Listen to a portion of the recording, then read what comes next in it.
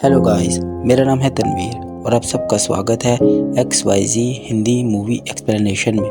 उम्मीद करता हूँ आप सब खैरियत से होंगे और आज हम जिस मूवी का एक्सप्लेनेशन करने वाले हैं उसका नाम है अनदर अराउंड। इस मूवी की शुरुआत में हमें एक गेम दिखाया गया है जिसमें स्टूडेंट बियर की बोतल लेकर रेस कर रहे हैं।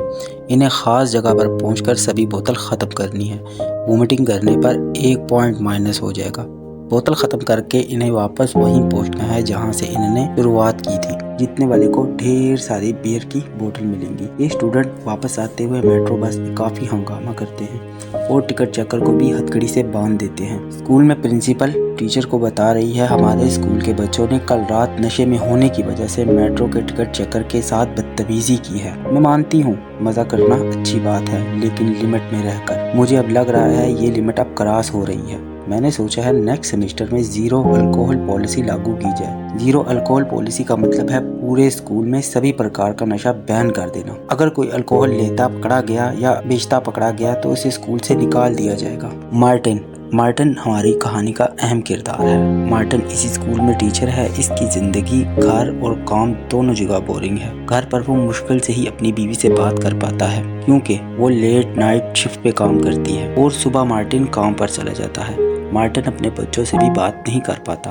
दरअसल कोई भी मार्टिन की बात पे ध्यान नहीं देता, चाहे इसके स्टूडेंट हो या परिवार वाले। वो इस चीज से बहुत फ्रस्ट्रेट होने लगा, अंदर ही अंदर घुटने लगा। एक रात मार्टिन अपने 3 दोस्तों के साथ, जिनका नाम है टॉमी, पीटर, निकोलास, डिनर पर जाता है। वो दोस्त होने के साथ अच्छे कोलीग भी हैं जो एक ही स्कूल में पढ़ाते हैं। ये सब निकोलास का 40वां बर्थडे सेलिब्रेट कर रहे हैं। सब आपस में बात कर रहे हैं और मार्टिन शांत बैठा है। वो भी एंजॉय करना चाहता है मगर कर नहीं पाता। उसका सेल्फ कॉन्फिडेंस पूरी तरह से खत्म हो चुका है। ना उसे अपने अंदर की आवाज सुनाई देती है और ना ही बाहर की। ड्रिंक पीने के बाद मार्टिन की आंखों में आंसू होते हैं। वो उन्हें बताता है कि इसकी लाइफ में कुछ कलरफुल नहीं है, कुछ है तो बस ब्लैक एंड व्हाइट। थोड़ी देर के बाद वो मनोवैज्ञानिक फिन की थ्योरी डिस्कस करने लगते हैं जिसमें कहा गया है अगर हम अपने ब्लड में 0.05 अल्कोहल को मेंटेन करके रखें तो हम अपनी लाइफ में ज़्यादा क्रिएटिव और रिलैक्स होंगे।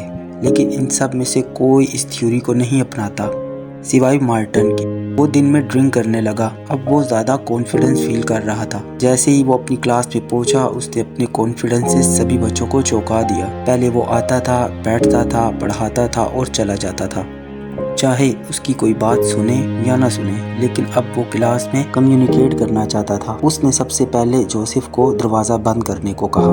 मार्टिन ने क्लास से कहा, एक इलेक्शन में जिसमें 3 कैंडिडेट खड़े हुए हैं, तुम किसे वोट दोगे? पहला कैंडिडेट पोलियो से आधा पीड़ित है, हाइपरटेंशन भी है, जहाँ उसका मतलब निकलता वो वहीं जाता है। उसने ज्योतिषी भी रखा है फैसले के लिए। वो अपनी वाइफ को चीट कर रहा है, चैन स्मोकर भी है और ज्यादा ड्रिंक भी लेता है। दूसरा कैंडिडेट बहुत मोटा है जो 3 बार इलेक्शन हार चुका है, इसे डिप्रेशन भी है और 2 बार हार्ट अटैक भी आ चुका है। नॉन स्टॉप सिगार पीता है, हर रात बेड पे जाने से पहले खूब शराब पीता है। तीसरा कैंडिडेट वार हीरो है जिसने अपने देश का नाम ऊंचा किया। वो महिलाओं की इज्जत करता है, उसे जानवर पसंद है। वो कभी स्मोक नहीं करता है, कभी कभार बियर पी लेता है, वो भी सिर्फ ओकेजनली। जोश, तुम किसे वोट दोगी? तीसरे वाले को और बाकी सब तीसरे वाले को। वो इन सबको देखता है। पहला आदमी फ्रैंकलिन डी रोजबर्ग जो वर्ल्ड वॉर 2 के वक्त अमेरिका का राष्ट्रपति था। दूसरा आदमी विंस्टन चर्चिल जो उसी समय इंग्लैंड का प्राइम मिनिस्टर था। और तीसरा आदमी अडोल्फ हिटलर। सभी बच्चे ये सुनकर चौंक गए।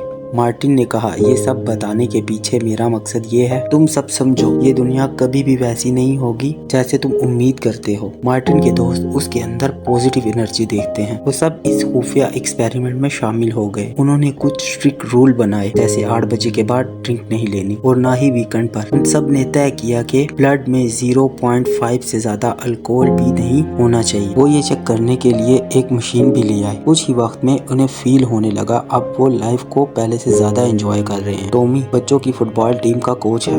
वो उन्हें पहले से ज्यादा इंस्पायर करता है। टॉमी ने चश्मे वाले बच्चे को इतना काबिल बनाया जितना वो शायद इसकी गाइडेंस के बिना नहीं बन पाता। पीटर ने कुछ नए तरीके खोजे अपने स्टूडेंट को सिखाने के लिए कि वो पैशन के साथ कैसे गा सकते हैं। निकोलास इसके बारे में लिखने लगा ताकि वो एक्सपेरिमेंट के रिजल्ट का जायजा ले सके। इस एक्सपेरिमेंट के चलते मार्टिन अपनी बीवी और बच्चों के साथ दोबारा जुड़ने लगा। वो सभी साथ में छुट्टियां मनाने गए, जहां मार्टिन और मार्टिन की वाइफ अनीका काफी क्लोज आ गए, वो भी एक लंबे अरसे के बाद। मार्टिन के वापस आने के बाद सभी दोस्तों ने डिसाइड किया कि अब इन्हें अल्कोहल की मात्रा बढ़ाकर 0.5 से 0.10 करके देखना चाहिए। अब वो चारों अपनी जिंदगी में सुधार महसूस कर रहे थे। पीटर सेबेस्टियन नाम के एक स्टूडेंट से मिला। सेबेस्टियन एग्जाम को लेकर बहुत परेशान था, क्योंकि वो पिछले कुछ सालों से फेल हो रहा था। पीटर ने इसे सलाह दी वो एग्जाम में बैठने से पहले थोड़ी सी ड्रिंक कर ले। एक्सपेरिमेंट में सक्सेस के चलते इन चारों ने डिसाइड किया कि हमें बिंज ड्रिंक पीनी चाहिए। बिंज ड्रिंक का मतलब है कम समय में ज्यादा अल्कोहल पीना। उन्होंने बिंज ड्रिंक पीने के बाद रात भर मजे की, लेकिन वापस घर आने पर निकोलास ने बेड पर टॉयलेट कर दिया। उसके बाद निकोलास की वाइफ निकोलास की शराब पीने से बहुत परेशान हो गई।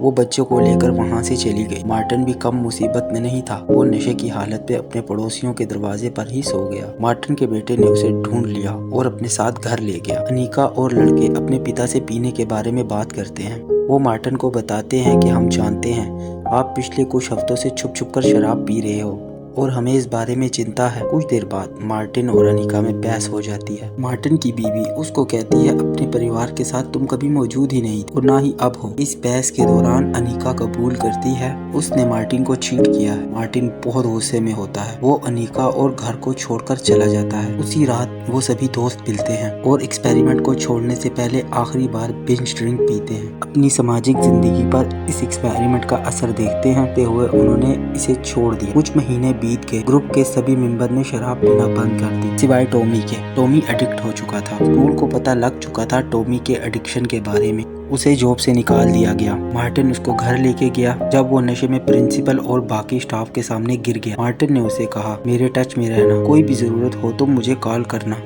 कुछ दिनों बाद टॉमी अपने डॉग को लेकर बोट पर गया और मर गया।